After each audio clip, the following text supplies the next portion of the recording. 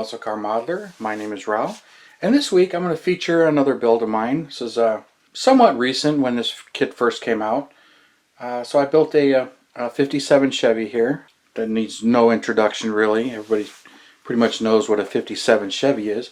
But it's funny to read about the history and some of the options and some of the stuff that was going on with Chevrolet in 57. And some interesting things stood out that I thought was pretty cool and unusual. First thing, this was not a sales success for Chevrolet, believe it or not. They sold really well. It's a car that's iconic now, the last of the tri-fis as we call it, also the last of the shoeboxes. That's pertaining to the shoebox square frame that's underneath the car, you know, the square frame. But you know, many nicknames, but for 58 they went with the X frame, so that's why. But for 57 they had a few different models and a few different things. It kind of makes it a little hard to keep track of, and I kind of laugh because they were, you know, using a lot of the number systems that's real prominent today, where they don't really have a name for a car. It's a number. But this one represents a model 150. They had the 150, the 210, and then the Bel Air. Bel Air being the top of the line model. And there are many differences in them. This is a sports or two-door sedan, sports sedan. So it's got the two-door, but it's got the pillar, which is real prominent. You could have it in either trim, actually. I don't know if the 110 was available in a hardtop sport coupe, but you know, the trim here is pretty basic for the 150 model, and not a whole lot of trim because this was the base model. But you got some without a back seat and some with the back seat. And this model kit represents one without a back seat, kind of the base of the base when it comes to the model 150.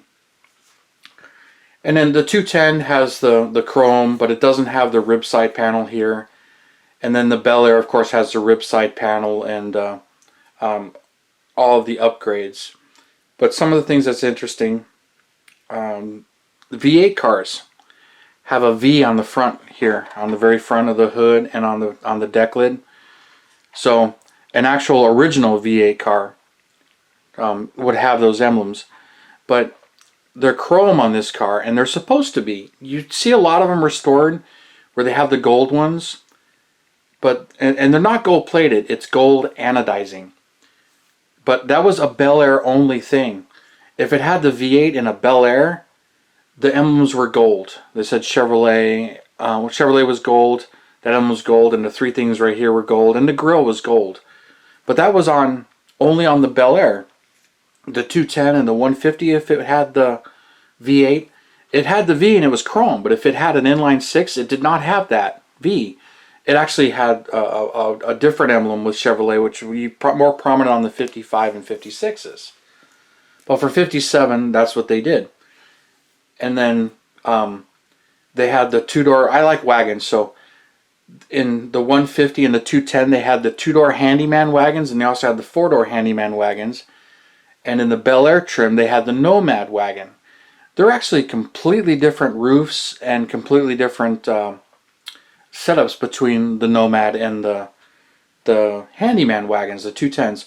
All the handyman wagons have a straight upright B pillar, and then they had the sedan frames, window frames all around them. The Bel Air had a slanted B pillar and no window frames, and it also had the ribbed roof. And I understand that the Nomad had the lower two-door windshield, where the Handyman and this car had the taller windshield. That the roofs were actually a little bit taller between some of those to give more headroom and more interior room. But the Bel Airs had a lower windshield, and the whole roof line was just a little bit lower. So some interesting facts there. And also in the options on this car, it came with the 6-cylinder standard.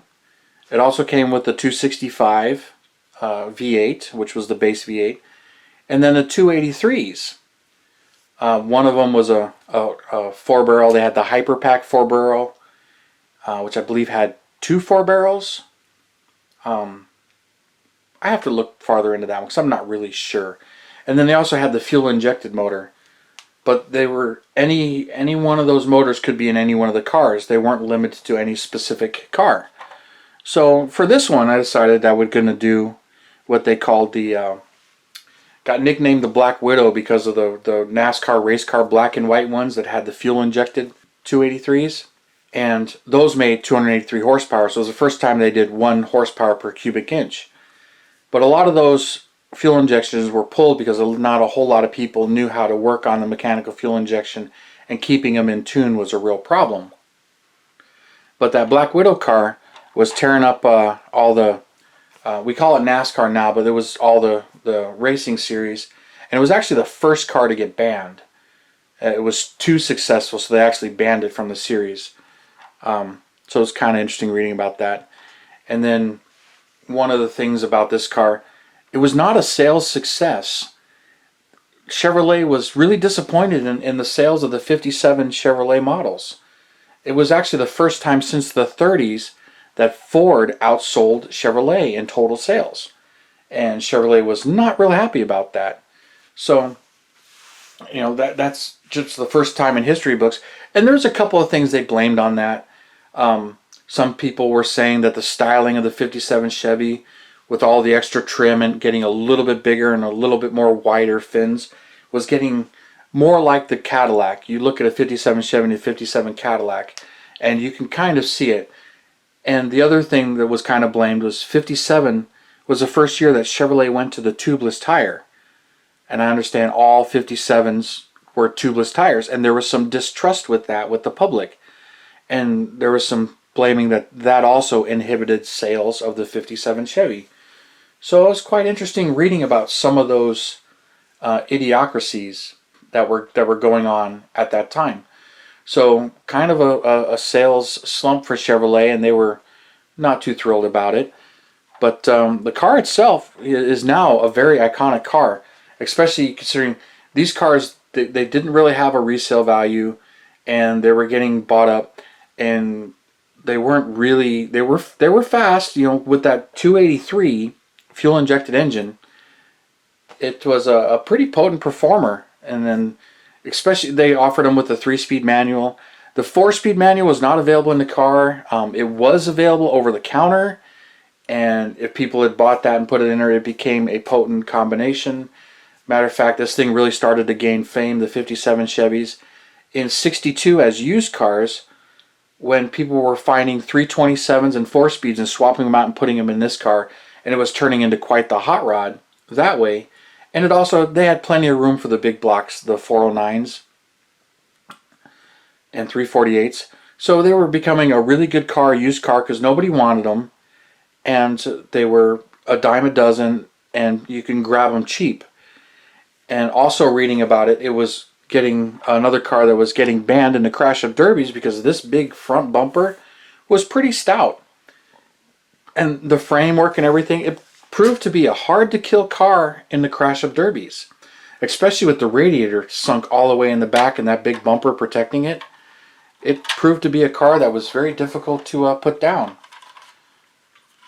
So I'll try and get that off so you can see just how far back that radiator is. Now I did this one as a fuel injected. I was having a little bit of fun with it. And I built this one box stock right out of the Revell kit. And I had a good time doing it, but I was looking for something a little different. And I decided that I would have a little fun and do a Fire Chiefs car, Battalion Fire Chiefs. I got some decals somewhere. I don't remember where I got them. And I said I would have a little bit of fun. A friend of mine in the club, Dan, helped me with the light on the top to find something to put on there. And I foiled it. It's not chromed. It's resin. And I foiled the crap out of it. And got it on there. And then painted the front, the siren, the stoplight red. I just painted that metallic red, but it pops and it looks pretty good.